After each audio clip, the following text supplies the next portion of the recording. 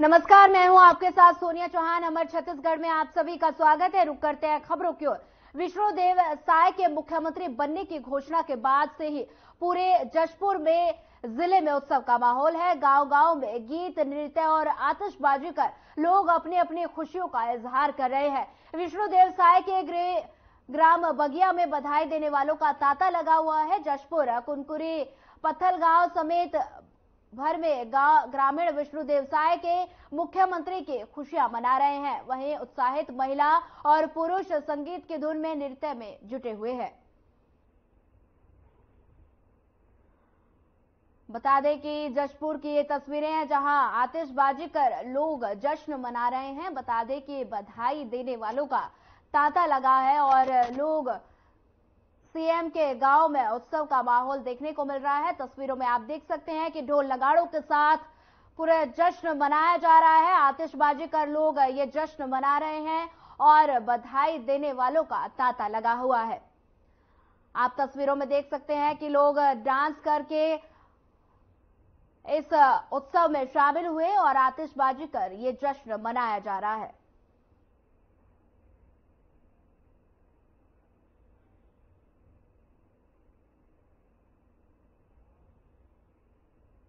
मुख्यमंत्री विष्णुदेव साय कुशांभू ठाकरे परिसर पहुंचकर विधायक और कार्यकर्ता से भेंट की। मुख्यमंत्री से बीजेपी के विधायक गण हजारों की संख्या में कार्यकर्ता पदाधिकारियों ने भेंट की। वहीं मुख्यमंत्री विष्णुदेव साय बीजेपी प्रदेश सह प्रभारी नितिन नवीन, बीजेपी के चुनाव प्रभारी और अभिकर्ताओं की बैठक में पहुंची और कार्यकर्ताओं को संबोधित करते हुए मुख्यमंत्री विष्णुदेव साय ने कहा कि आपकी मेहनत का फल है। आज मेरे जैसा एक सामान्य व्यक्ति मुख्यमंत्री है और ये केवल बीजेपी में ही हो सकता है।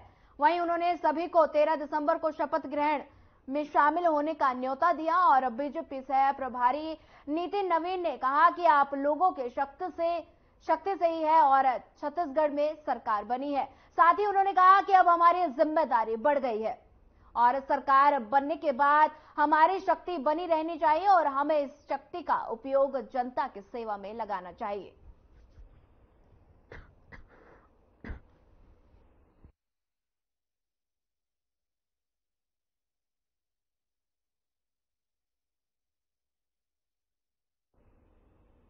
जिला जांजगीर चांपा के चंगोरी गांव के गुठान में 37 मवेशियों के मौत के मामले ने क्षेत्र और जिला प्रशासन में हड़कंप मचा दिया। इतनी बड़ी मात्रा में मवेशियों के मौत ने संबंधित विभाग की नींद तोड़कर रख दी है। पूर्व सीएम बघेल के ड्रीम प्रोजेक्ट में इतनी बड़ी लापरवाही देखकर जिला प्रशासन के कार्य क्षमता पर भी सवाल उठना लाजमी है। इसी को लेकर हमने एक खास रिपोर्ट तैयार की है। देखिए हमारी ये खास रिपोर्ट।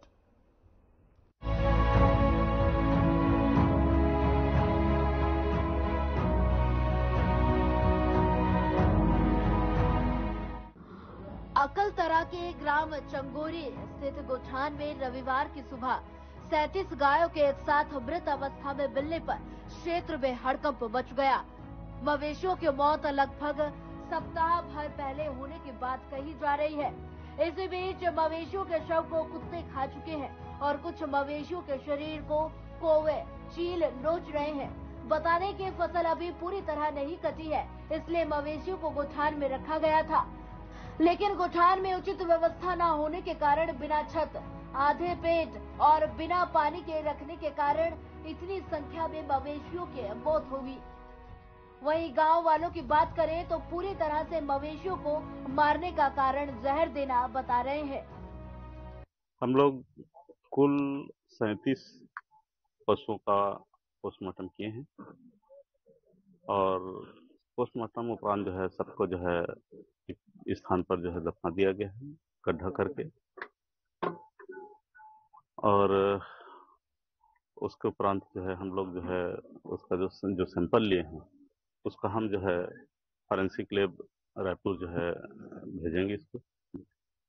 उसके उपरांत जो है जो भी वहाँ से टेस्ट में जो पाया जाएगा वो फिर आप लोग को बताया जाएगा। डॉक्टर साहब एक मिनट, ये बताइए कि मवेशी कब से मरे हैं, क्या एक दिन में इस तरह की हादसा हुआ है? फिर हमारे विभाग को जो है कल करीबन 3 बजे सूचना मिली हमको हमारी पूरा जिले की टीम, हमारे उप संचालक महोदय, हमारे पूरा ब्लॉक की टीम, सारे लोग यहाँ उपस्थित हुए और मौके का पूरा जो है मुआयना किए। हम लोग एक एक करके सभी जानवरों का जो है मुआयना किए और पाया कि सभी जानवर मृत पाया गया। एक ही दिन के हैं कि अलग अलग दिन? चूंकि मृत तो लगभग सभी कल की स्थिति में मृत पाया गया था और मुझे लगता है सब एक ही दिन का होगा। ठंड के कारण भी हो सकता है या फिर खाना पीना के कारण हो सकता है? नहीं, हमने जो पोस्टमार्टम किया है उसमें जो है सभी के स्टमक में जो है फीड मिला हुआ है, किसी का खाली नहीं है और सभी के स्किन अच्छे हैं, मतलब पानी की कमी से भी ऐसा कुछ हो नहीं है। लेकिन हाँ, ये कुछ लगता है कि कुछ जहर खुरानी का संदेह है और हमने जो एग्जामिन में पाया कि कुछ हथियार को भी किया गया है। करीबन 9 पशुओं पर जो है पीठ में वार किया गया है। सरपंच का आरोप है कि किसी के द्वारा इस तरह से हत्या कर दिया गया होगा, क्या वो सही कह रहे हैं? देखिए, ऐसा है कि इस तरह से जो घटना को अंजाम दिया गया है, ये तो वैसे ही कुछ प्रतीत हो रहा है। नाम बताइए डॉक्टर। मैं डॉक्टर सहोरन सिंह सिदार, वरिष्ठ पशु चिकित्सा अधिकारी, विकासखंड अकलतरा। Thank you. छत्तीसगढ़ के पूर्व मुख्यमंत्री भूपेश बघेल का ड्रीम प्रोजेक्ट नरवा, गरहुआ, गुरवा, बारी योजना में जांजगीर चांपा में बड़ी लापरवाही सामने आई है। अकलतरा विकासखंड के चंगोरी गांव के गोठान में एक साथ 37 मवेशियों की मौत हो गई। मवेशियों की मौत की खबर सुनने के बाद जिला प्रशासन ने आनन फानन में जांच के निर्देश दिए और मवेशियों की मौत का कारण जानने के लिए 3 पशु चिकित्सकों की नियुक्ति की। पशु चिकित्सकों के साथ पुलिस और राजस्व विभाग के अधिकारी मौके पर पहुंचे और मवेशियों का 3 घंटे में पोस्टमार्टम किया और गोठान में ही उनको दफन किया। इस मामले में पशु चिकित्सक ने बताया कि पोस्टमार्टम कर विषय इकट्ठा किया गया। मौत के वास्तविक कारण का खुलासा फोरेंसिक जांच के बाद हो पाएगा। शॉर्ट पीएम रिपोर्ट में जहर से मौत होने की आशंका जताई है। वहीं पुलिस ने इस मामले में पीएम रिपोर्ट के बाद अज्ञात के खिलाफ एफआईआर दर्ज करने का दावा किया। वहीं चिकित्सा विभाग के अधिकारी मवेशियों का विरसा फोरेंसिक जांच के लिए रायपुर भेजने को तैयार कर लिया। मामला थोड़ा गंभीर प्रकृति का है। कलतरा के चंगोरी ग्राम में कुल 37 मवेशियों की मौत की सूचना मिलते ही वहाँ पे वेटनरी विभाग, राजस्व विभाग और 2 जनपद पंचायत की टीम मौके पर पहुंची और आज उसका सुबह ही पोस्टमार्टम किया गया और पोस्टमार्टम की रिपोर्ट के आधार पे जो भी रिपोर्ट प्रस्तुत की जाएगी उसके अनुसार आगे की कार्रवाई की जाएगी। अभी वैसे कुछ समझ में आया है क्या अभी मवेशियों को अंदर रखने के लिए परमिशन, क्या ऐसा कुछ आदेश जारी किया गया था क्या कि उसमें मवेशी को गौठान करना जहाँ पर चारा पानी नहीं है? ऐसे तो किसी प्रकार की जानकारी मुझे अवगत नहीं है। इसके संबंध में जनपद पंचायत वाले ही बता पाएंगे। ग्राम सचिव के द्वारा कल एक आवेदन दिया गया है कि चंगोरी ग्राम में 30-35 मवेशी अज्ञात कारणों से मर गए हैं करके, जिसकी सूचना पर से पुलिस आकर यहाँ पर डॉक्टरों की टीम के द्वारा मवेशियों का पोस्टमार्टम कराया गया है। पोस्टमार्टम रिपोर्ट आने के पश्चात अग्रिम कार्रवाई प्रखंड में की जाएगी। कांग्रेस सरकार के ड्रीम प्रोजेक्ट के प्रति कही बड़ी लापरवाही हुई, जिसका खामियाजा एक बार फिर 37 मवेशियों को अपनी जान देकर चुकानी पड़ी। वहीं इस मौत से गोठान योजना पर सवाल उठने लगा। मवेशी बेसहारा थी, जिन्हें फसल की सुरक्षा के लिए गोठान में बंद कर दिया गया, मगर उनका चारा पानी का प्रबंध नहीं किया गया था। बाहर से मवेशी होने के कारण ग्रामीणों ने भी इस पर ध्यान नहीं दिया। गोठान में 37 मवेशियों की मौत ने बड़ा सवाल खड़ा कर दिया। अब सवाल ये है कि आखिर इनकी मौत का जिम्मेदार कौन है? Bureau report.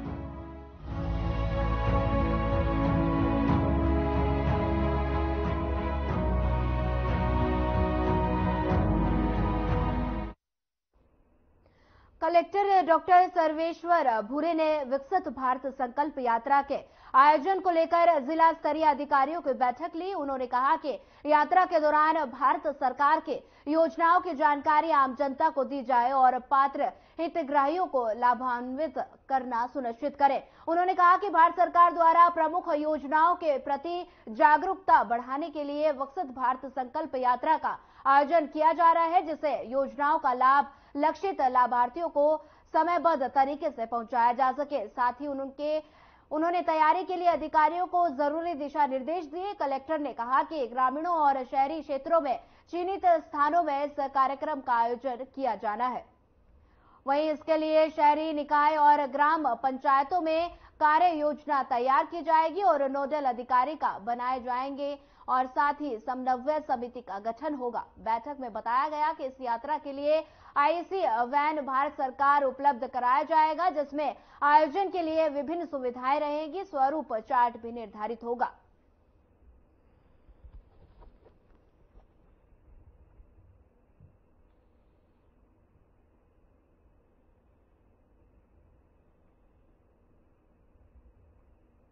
जन शिक्षण संस्थान सरगुजा के सभागार में राष्ट्रीय भाषा उत्सव मनाया गया, जिसमें सभी प्रतिभागियों ने बढ़ चढ़कर हिस्सा लिया और साथ ही अनेक गतिविधियों में शामिल होकर इस कार्यक्रम को सफल बनाया। वहीं आपको बता दें कि इस उपलब्ध पर जन शिक्षण संस्थान सरगुजा के निदेशक ने बताया कि भारत सरकार द्वारा प्रसिद्ध तमिल कवि के स्वतंत्रता सेनानी महाकवि चिन्ना स्वामी सुब्रमण्यम भारती के जन्मदिन को भारतीय दिवस के रूप में मनाया गया। इस कार्यक्रम का आयोजन क्षेत्रीय भाषाओं और टेक्नोलॉजी के उपयोग के माध्यम से भाषा सीखने को बढ़ावा देने के लिए आयोजित किया गया।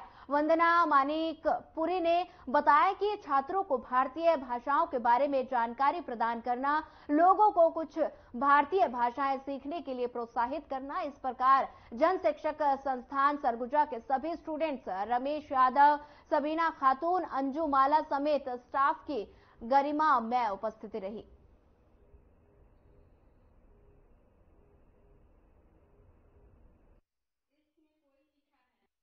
आज हम सब यहाँ पे उपस्थित हैं क्योंकि आज श्री सुब्रमण्यम भारती जी का जन्मदिन था और उनकी इस जन्म दिवस पर हम सब ने मिलकर भारत के जो अलग अलग भाषाएं हैं इन सबको सबने मिलकर के एक दूसरे से साझा किया ताकि वो एक दूसरे के भाषा का सम्मान कर सकें, एक दूसरे भाषा को छोटी ना समझें, बराबर समझें। और मैं बताना चाहूँगा कि ये एक प्रसिद्ध पत्रकार भी थे, वह कवि भी थे। साथ ही साथ इन्हीं के ऊपर देख करके जो शिक्षा मंत्रालय है उन्होंने भी यह साझा किया कि भारत के जो सभी संस्कृति में जो सभी संस्कृति हैं उनकी सभी की अलग अलग भाषाएं हैं, तो उनको सभी एक दूसरे को जाने, समझे, पहचाने और उनका सम्मान करें, तब जाके भारत जो देश है ये एक दूसरे से जुड़ सकेगा और एक दूसरे को सम्मान कर सकेगा और आगे बढ़ सकेगा, जो हमारे प्रधानमंत्री भी चाहते हैं। भारतीय भाषा उत्सव या दिवस के रूप में हम मनाते हैं और इस 11 दिसंबर को चिन्ना स्वामी भारती जी का जन्म हुआ था और इसका असली उद्देश्य ये है कि भारतीय भाषाओं को बढ़ावा देना, दूसरे को सिखाना, अच्छे से बोलना, तरीका वगैरह सब अच्छे से आना चाहिए। इसलिए हम इसको मनाते हैं कि और दूसरे का ज्ञान तेज हो, हिंदी भाषा सही से बोल सके, बस इसलिए हिंदी भाषा बढ़ावा देना है। Thank you. छत्तीसगढ़ प्रदेश के नवनियुक्त मुख्यमंत्री विष्णुदेव साय आज सुबह रायपुर के वीआईपी रोड स्थित भगवान श्री राम के मंदिर पहुंचे। मुख्यमंत्री विष्णुदेव साय ने भगवान श्री राम, माता जानकी, हनुमान जी और शिव जी की पूजा अर्चना कर छत्तीसगढ़ प्रदेश के चहुमुखी विकास और प्रदेश वासियों के सुख समृद्धि की कामना की। मुख्यमंत्री ने इस अवसर पर कहा कि भगवान श्री राम का आशीर्वाद इसी तरह हम सब पर बना रहे, छत्तीसगढ़ के सभी वर्गों के समुचित विकास और छत्तीसगढ़ प्रदेश विकास के क्षेत्र में देश में अपना महत्वपूर्ण स्थान स्थापित करे, यही भगवान से हमारी कामना है।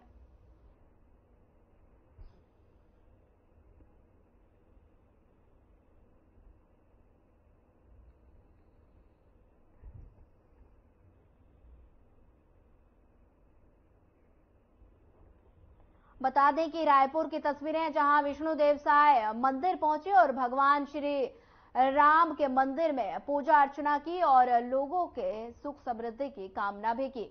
बता दें कि तस्वीरों में आप देख सकते हैं कि श्री सीएम विष्णुदेव साय रायपुर में श्री राम मंदिर पहुंचे और उन्होंने पूजा अर्चना कर प्रदेशवासियों की सुख समृद्धि की कामना भी की। बता दें कि रायपुर की ये तस्वीरें हैं जहां भगवान श्री राम के मंदिर में मुख्यमंत्री विष्णुदेव साय ने पूजा अर्चना की और साथ ही लोगों के सुख समृद्धि के लिए कामना भी की।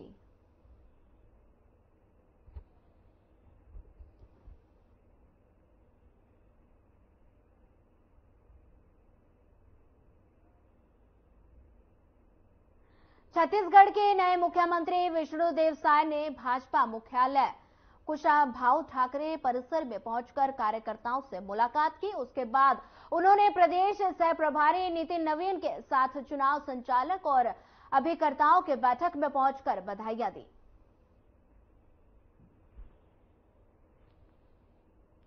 बता दें कि रायपुर की तस्वीरें हैं। मुख्यमंत्री विष्णुदेव साय ने कार्यकर्ताओं के साथ बैठक की। बता दें कि कुशाभाऊ ठाकरे परिसर पहुंचे नए मुख्यमंत्री विष्णुदेव साय और विष्णुदेव साय ने कार्यकर्ताओं से मुलाकात की। साथ ही कार्यकर्ताओं की एक बैठक भी ली जिसमें विष्णुदेव साय भी मौजूद रहे। वहीं आपको बता दें कि रायपुर की ये तस्वीरें हैं। लोगों से और कार्यकर्ताओं से उन्होंने मुलाकात की और बता दें कि एक कार्यकर्ताओं के साथ बैठक भी की। कुशाभाऊ ठाकरे परिसर में नए मुख्यमंत्री पहुंचे।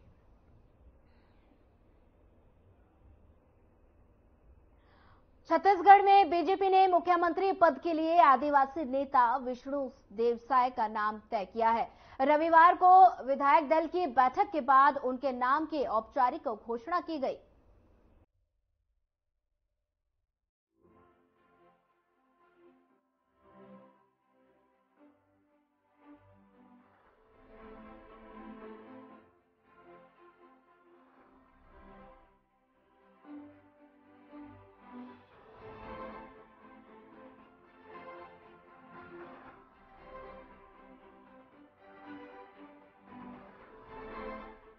छत्तीसगढ़ के विधानसभा चुनाव में प्रचंड जीत दर्ज करने के बाद बीजेपी ने राज्य के मुख्यमंत्री के रूप में प्रदेश के आदिवासी नेता विष्णुदेव साय पर दांव लगाया। रविवार को हुई पार्टी की विधायक दल की बैठक में साय नेता चुने गए। साय छत्तीसगढ़ की कुनकुरी विधानसभा से चुनकर आते हैं। राज्य में आदिवासी समुदाय की आबादी सबसे अधिक है। साय इसी समुदाय से आते हैं। वे राज्य के पहले आदिवासी मुख्यमंत्री होंगे। हालांकि मुख्यमंत्री के नाम की घोषणा से पहले माहौल क्या था, पहले हम आपको वो दिखाते हैं। प्रभारी का ये कहना है कि जो बेहतर कार्यकर्ता होगा वही यहाँ की कमान संभालेगा, तो बाकी जो कार्यकर्ता थे मतलब वो बेहतर नहीं थे। कांग्रेस के 5 साल के भाजपा की बात करो। भाजपा के कुशल नेतृत्व माननीय प्रदेश अध्यक्ष अरुण साव जी के नेतृत्व में एक पूर्ण बहुमत के साथ सरकार बनने जा रही है और माननीय प्रदेश अध्यक्ष अरुण साव जी क्रिएट कर रहे हैं। जब सबको पता है कि माननीय अरुण साव जी है, माननीय ये तो फिर सस्पेंस क्रिएट क्यों है? वो कौन कार्यकर्ता जो बेहतर होगा? बेहतर भारतीय जनता पार्टी के हर कार्यकर्ता है। हाँ, लेकिन प्रथम में जिनके नेतृत्व हम चुनाव लड़े हैं और पूर्ण बहुमत के नेतृत्व में चुनाव लड़े हो, मोदी जी मात्र के नेतृत्व में चुनाव लड़े हो। लेकिन प्रदेश में माननीय अरुण साव जी के चेहरा सामने था। हाँ। जिनके नेतृत्व में हमने चुनाव लड़े हैं। हाँ। तो हम माननीय अरुण साव जी को मुख्यमंत्री के रूप में देखना चाहते हैं और पार्टी का जो भी निर्णय होगा प्रदेश के समक्ष कार्यकर्ताओं को और वो स्वीकार करना पड़ेगा। बताओ, आपसे भी यही सवाल, आप सुनिए सवाल। आपके सवाल में ही जो जवाब छिपा हुआ है। भारतीय जनता पार्टी का प्रत्येक कार्यकर्ता और बूथ स्तर से लेके विधानसभा तक के हर कार्यकर्ता के मन और भाव में जो अपना प्रभारी है ओम माथुर जी ने बोले हैं कि बेहतर से बेहतर, अच्छे से अच्छा कार्यकर्ता जो रहेगा वो मुख्यमंत्री बनेगा। खोज पाए अच्छे से अच्छा कार्यकर्ता। वही बोल रहा हूँ कि भारतीय जनता पार्टी का प्रत्येक कार्यकर्ता अपने आप में सक्षम है और हम लोगों ने 5 साल संघर्ष किए हैं और संघर्ष का उसको छोड़ो, आज जो बात है ना उसको छोड़ो, आज बताओ। प्रदेश अध्यक्ष अरुण साव जी के नेतृत्व में जो कार्यकर्ताओं का मनोबल बढ़ा के प्रदेश में एक जन सैलाब के रूप में जो मतदाताओं ने और कार्यकर्ताओं ने भारतीय जनता पार्टी में बोलो ना, शॉर्ट में बोलो, तो आदमी क्यों नहीं खोज पा रहा? संगठन कौन है? पार्टी संगठन स्तर पे हर लोगों के मन को टटोल रहा है और निष्कर्ष यही निकलेगा कि बेहतर से बेहतर जो काम करने वाला कार्यकर्ता है वही पार्टी का कमान सौंपेगा और आप लोगों को सब जल्द ही पता चल जाएगा कि हमारे खाना दिन क्यों लग रहा है, इतना समय क्यों लग रहा है? कोई चीज फाइनल करने के लिए थोड़ा पेशेंस, झगड़ा ज्यादा हो गया है? नहीं, झगड़ा ज्यादा नहीं, हमारे भारतीय जनता तो ये परंपरा रही नहीं है। तो फिर ये भी परंपरा नहीं थी कि 18 दिन में नहीं बनाएंगे? नहीं, ऑर्डर में देखिए कोई चीज डिसीजन आप फाइनल करने में तो टाइम है, ऐसा नहीं कांग्रेस सहमति बना रहे थे, सहमति बन चुका है, बनने के लिए नहीं है, और उसके पहले भी और कई प्रक्रियाएं होती है जो करना पड़ता है। पहले इस प्रदेश में कांग्रेस के आतंक से पूरे, अरे अपनी बात करो ना, छोड़ो ना, आतंक पुरानी बात हो गई, अब तो आज तो चुन रहे हो ना, बस सुने तुरंत आपके सामने आने ही वाला है।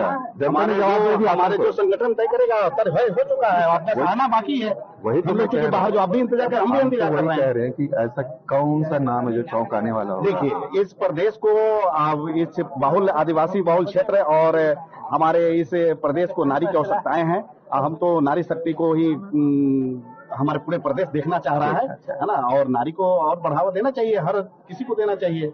हमारा एक नारी जो है बहुत पूजनीय है। नहीं, ठीक है, तो इसमें चौंकाने वाला कौन सा नाम आ जाएगा? ये चौंकाने वाला नाम तो नहीं है। विष्णुदेव सीएम बनेंगे आपको 10 मिनट पता चल जाएगा, क्योंकि अमित शाह जी बोल रखे हैं, हमारे कुनकुरी विधानसभा में आए थे तो मैं विष्णुदेव को बड़ा आदमी बनाऊंगा। तो चौधरी को भी बोले थे। विष्णुदेव साय छत्तीसगढ़ की कुनकुरी इलाके के कांसा बेल से लगे बगिया गांव के रहने वाले मूलतः किसान हैं। राज्य में आदिवासी समुदाय की आबादी सबसे अधिक है और वे इसी समुदाय का प्रतिनिधित्व करते हैं। उनकी गिनती रमन सिंह के करीबी लोगों में होती है। 1989 में अपने गांव बगिया से पंच पद से राजनीतिक जीवन की शुरुआत करने वाले विष्णुदेव साय 1990 में निर्विरोध सरपंच निर्वाचित हुए। इसके बाद तपकरा से विधायक चुनकर 1990 से लेकर 1998 तक वे मध्य प्रदेश विधानसभा के सदस्य रहे। इसके बाद 1999 में वे 13वीं बार लोकसभा के लिए रायगढ़ लोकसभा से सांसद निर्वाचित हुए। देखिए, ये कहना उचित नहीं होगा। भारतीय जनता पार्टी की नीति और नीति जो उनका काम करने का तरीका है, जो सच के लिए जो खड़े होने की भारतीय जनता पार्टी की आदत है, अंतिम विकास की जो बात है मुझे लगता है हर तरीके से आदरणीय मुख्यमंत्री जी खड़े उतरेंगे। देखिए, हम एक छोटे से कार्यकर्ता हैं और जिस भूमिका में पार्टी हमें आदेश करेगी उस भूमिका में हमारा दायित्व होगा। बीजेपी ने छत्तीसगढ़ विधानसभा चुनाव से पहले किसी को सीएम के चेहरे को पेश नहीं किया था। पूरा चुनाव प्रधानमंत्री नरेंद्र मोदी के चेहरे पर लड़ा गया था, लेकिन जीत के एक हफ्ते तक रायपुर से दिल्ली तक सीएम के चेहरे को लेकर मंथन का दौर चला। अब पार्टी ने इस रेस में आदिवासी समाज से आने वाले विष्णुदेव साय के नाम पर मुहर लगा दी है।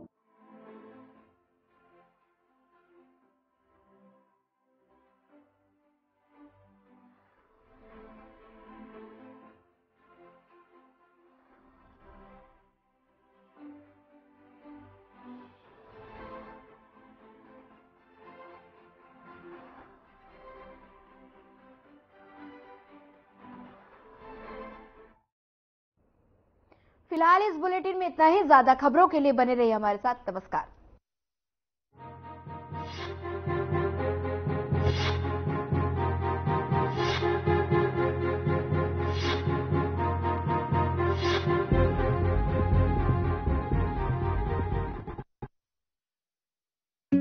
Hey mom, hey, look, I can